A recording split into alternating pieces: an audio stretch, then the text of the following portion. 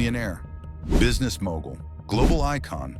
For the last month, we've studied every photograph, every headline, and every move of Kim Kardashian's career.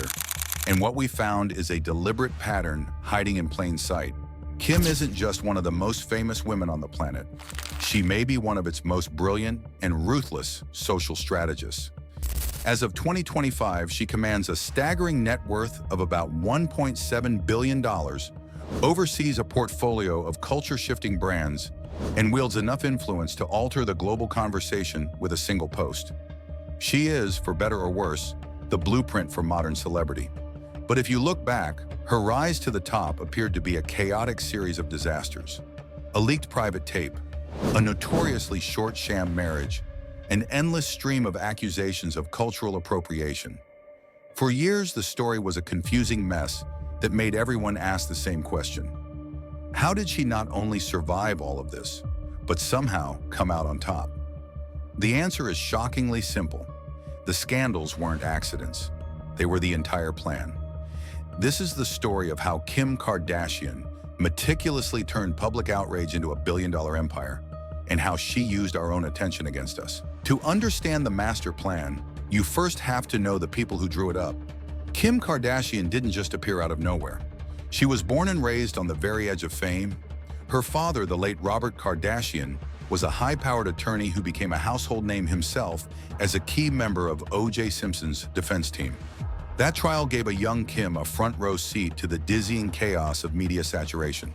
She witnessed firsthand how a single dramatic story could hijack the world's attention. But let's be real, the true architect of the Kardashian dynasty is Kris Jenner, part mother, part manager, and all mastermind. Long before anyone else, Kris Jenner understood that in the nascent world of reality television, her family's drama wasn't a liability, it was their most valuable product. She saw the dollar signs not just in their glamorous Los Angeles lifestyle, but in their arguments, their messy relationships, their screw-ups, and their relentless, unapologetic ambition. Kim's early life was effectively an apprenticeship in fame. In the early 2000s, she worked as a closet organizer and stylist for Paris Hilton, learning directly from the original, famous for being famous, it girl. She studied how to pose for the paparazzi, how to build a public persona from scratch, and most critically, how to stay relevant in a news cycle that moves at lightning speed.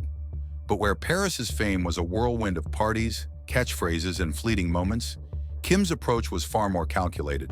She wasn't just attending the party, she was in the corner, taking notes, analyzing the system, and patiently waiting for the perfect moment to launch her own assault on the culture. The family had the drive, the Beverly Hills connections, and a genius manager. All they needed was a spark. And in 2007, that spark arrived in the form of a career-defining, world-shaking scandal. In February 2007, a private tape featuring Kim and her then-boyfriend, Ray J, was leaked and subsequently sold by Vivid Entertainment. Titled Kim Kardashian Superstar, it was the exact kind of public humiliation that should have destroyed a nascent career before it even began. The media narrative was one of exploitation and shame. Kim filed a lawsuit against Vivid, eventually settling for a reported $5 million. But behind the scenes, a much more important strategy was unfolding. Just 8 months later, in October 2007, Keeping Up with the Kardashians premiered on the E! Network. The timing was, to put it mildly, almost too perfect. The media firestorm surrounding the tape had made Kim Kardashian a household name overnight. Everyone was curious. Who was this woman? What was her story? The show arrived at the peak of that curiosity, offering the world a perfectly packaged answer, delivered right to their living rooms. This moment reveals the first, and perhaps most crucial, pillar of the Kardashian strategy: weaponizing scandal. The tape was not a setback, it was a rocket ship. It generated a level of global name recognition that millions of dollars in traditional marketing could never hope to achieve. And while Kim has consistently maintained that the leak was a deeply traumatic experience, her and her team's response was nothing short of brilliant. They didn't hide. They didn't issue a tearful apology. They leaned in. They took all that raw, unfiltered public curiosity and cashed it in, converting notoriety directly into television ratings. It was a masterclass in spinning a devastating crisis into an unprecedented opportunity. The scandal bought them an audience, and the show gave that audience a reason to stay. The foundation of the empire wasn't built in spite of the controversy, it was built because of it. With Keeping Up with the Kardashians becoming an explosive hit, the family got to work perfecting the art of being famous for being famous. The show transformed their entire existence, from tense family dinners and bitter sisterly fights to luxurious vacations, into a global spectator sport. The line between their real lives and their on-screen personas simply evaporated. Every argument, every celebration, every moment became content. This era was filled with smaller, almost experimental business ventures and controversies that kept their names in the headlines. Do you remember the Kardashian Card from 2010? It was a prepaid debit card aimed at teenagers that was immediately and fiercely slammed by consumer advocates for its exorbitant, predatory fees. The product was pulled from the market in less than a month. To most brands, this would be a humiliating and costly failure. But in the Kardashian playbook, even a public flop serves a purpose. It keeps your name circulating.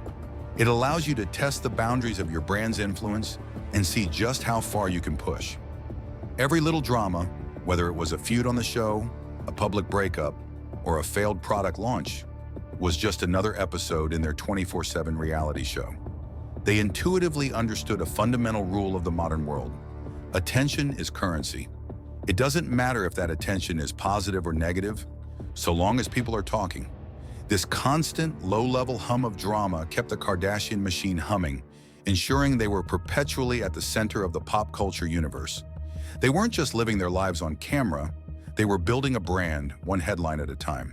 But their next move would be their most audacious yet, a high-stakes gamble that would push their strategy to its absolute limit.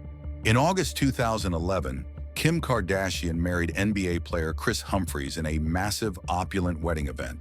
E! aired it as a two-part, 4-hour special, and the couple reportedly raked in millions from the broadcast rights and related endorsements alone. It was meticulously sold to the public as a real-life fairy tale. And then, just 72 days later, the entire fantasy imploded. Kim filed for divorce, citing irreconcilable differences. The public backlash was instantaneous and brutal. Cries that the marriage was a publicity stunt, a complete sham concocted for ratings and a paycheck, were deafening. Kim's ex-publicist, Jonathan Jackson, fueled the fire, claiming the wedding was fake from the start. He alleged that Kim knew weeks before getting married she didn't want to do it, but was obligated to honor contracts. Kim vehemently denied it all. She went on television, arguing that the damage to her brand was so immense, no one in their right mind would fake a marriage only to face that level of public vitriol. But let's analyze the strategy, intentional or not. The wedding special garnered enormous ratings, and the subsequent divorce? It dominated the entertainment news cycle for months, far longer than the actual marriage itself. For nearly a full year, from the televised proposal to the wedding and the drawn-out divorce, Kim Kardashian was the biggest, most talked-about story in entertainment. It was a total media takeover. So whether it was a genuine romance that soured spectacularly or a perfectly calculated PR move, the result was identical, an unprecedented level of global attention. The 72-day marriage proved that Kim Kardashian could not be ignored. It demonstrated a willingness to absorb a massive public beating in exchange for maintaining a death grip on the media narrative. She became a deeply polarizing figure, to be sure, but she was now a global one, and the outrage she generated was just as engaging as the adoration. She proved she could survive a scandal of her own making, and that resilience set the stage for her most significant transformation yet. In 2017, she launched KKW Beauty, a direct-to-consumer makeup line that capitalized on the contouring trend she herself had popularized. The brand was an immediate success, reportedly generating $100 million in its first year. In 2020, she solidified its value by selling a 20% stake to the beauty conglomerate Coty for $200 million, a deal that valued her company at a cool $1 billion. But her true masterpiece arrived in 2019, her shapewear brand. The launch was a perfect encapsulation of the Kardashian strategy. The brand's original name, Kimono, immediately triggered a firestorm of criticism for cultural appropriation. The backlash was intense and global, so much so that the mayor of Kyoto wrote her a public letter explaining the cultural significance of the traditional Japanese garment. Instead of digging in her heels, Kim performed a brilliant pivot. She listened. She posted a thoughtful public apology, promised to change the name, and relaunched the brand as SKIMS. Consider the genius of this move. The initial controversy generated millions of dollars in free press. Everyone on the planet now knew she was launching a shapewear line. Then the apology and rebranding tour cast her as a responsive, culturally aware business owner who listened to her audience. When SKIMS finally launched, it sold a reported $2 million worth of product in just a few minutes. The brand was built on a message of inclusivity, offering a wide range of sizes and skin tone shades that legacy brands had long ignored. As of mid-2023, SKIMS is valued at an astonishing $4 billion. It is the engine of her fortune and the ultimate proof of her business acumen. Kim subsequently announced she was undertaking a 4-year law apprenticeship with the goal of becoming a lawyer. She produced a documentary, The Justice Project, which followed her work with inmates and highlighted systemic issues. Her advocacy has continued under the Biden administration, where she has worked with Vice President Kamala Harris on further clemency reform initiatives. Now, a cynic could easily dismiss this as a calculated PR move, a sophisticated way to add a veneer of seriousness to her brand. And perhaps it is, but you cannot argue with the results. Her sustained advocacy work has fundamentally altered how a large portion of the public perceives her. She is no longer just the star of a reality show. She is a powerful and effective voice in a major national conversation. An attorney who has observed her career astutely noted that for Kim, no press is bad press. Negative attention is still attention, and in the modern fame economy, that is the only metric that truly matters. From a leaked tape that launched a reality TV dynasty, to a 72-day marriage that cemented her as a global spectacle, to a shapewear line that made her a billionaire, every single step was a calculated move in a larger game. She has weathered storms that would have permanently ended anyone else's career because she understands a fundamental truth about the world she inhabits. Being talked about is infinitely more important than being liked. From a stylist assistant lurking in Paris Hilton's shadow to a billionaire icon who helped shape American culture, Kim Kardashian's journey is a masterclass in strategic manipulation and brand building. She recognized our collective thirst for scandal and cleverly turned it into a product. She transformed public ridicule into market share and converted moral outrage into undeniable influence. Her critics will always be quick to dismiss her as just famous for being famous, but in doing so, they completely miss the point. For Kim Kardashian, fame was never the ultimate goal. It was the raw material. She is the architect who constructed a global empire on a foundation of controversy, proving that in the 21st century, the most powerful currency isn't money or even talent, it's attention. And Kim Kardashian has always known exactly how to get it, hold it, and monetize it. If you think Kim's story is wild, you are not going to want to miss our next video.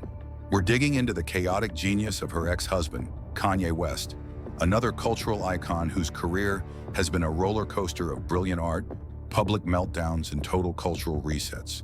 Fame hides everything until it doesn't.